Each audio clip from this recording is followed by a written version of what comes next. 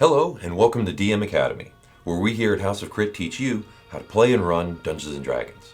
If you've ever heard people talking about Dungeons & Dragons, it can sound sometimes as if they're speaking a foreign language. 8d6, 2d4 plus 2, d12. What does all that even mean? Good question.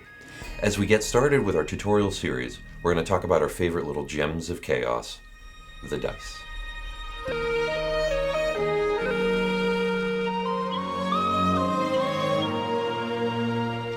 The game of Dungeons & Dragons uses what are called polyhedral gaming dice, and a typical set contains 7 of them. The dice serve as a way of representing chance. Without them, D&D would be less of a game and more of a storytelling activity.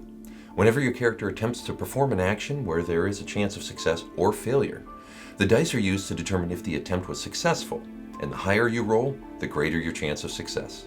The dice in D&D have a certain language that we'll decode first. The names of the dice indicate the number of sides a particular die has, and they'll use a naming convention of a lowercase d followed by the number of sides.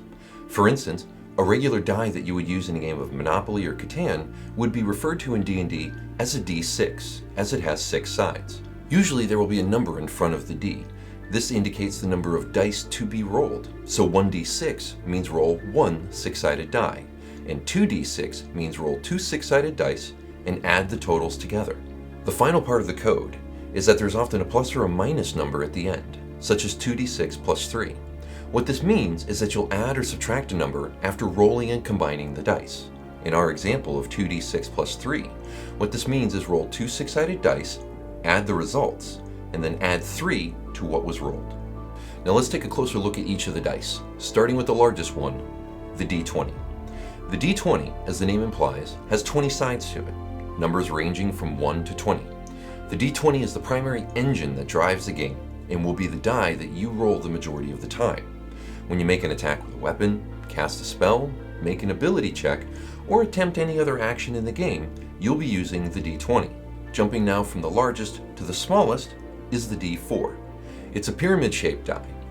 Some d4s have the numbers on the angles, while others have the numbers on the flat sides. If the numbers are on the angles, the number that is rolled is the number on top. If the numbers are on the flat sides, the number on the bottom is the result. I know this one's a little confusing, but thankfully it doesn't get used that much.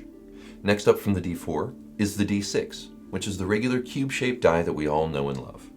And above that is the d8. The d8 is an 8-sided die that has kind of a squarish diamond shape to it. The next two resemble kind of a spinning top, and that is the d10 and the percentile die, which has double-digit numbers on it. The d10 has a 0 on one side, but this actually means 10, not 0.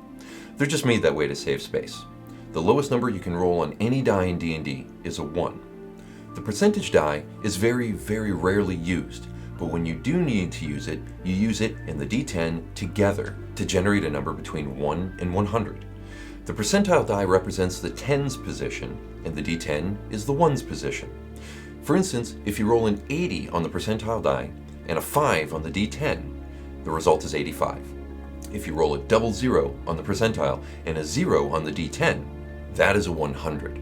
Remember, once again, you can never roll a 0 on any dice. And last, but certainly not least, is the d12. It looks like a smaller d20, and thankfully has all the double-digit numbers clearly etched on it. So that's our tour of the polyhedral gaming dice that you'll be using when playing D&D. Now, in our next video, we're going to talk about the rest of the hardware that you're going to be using while playing the game, the books and the character sheets. See you then.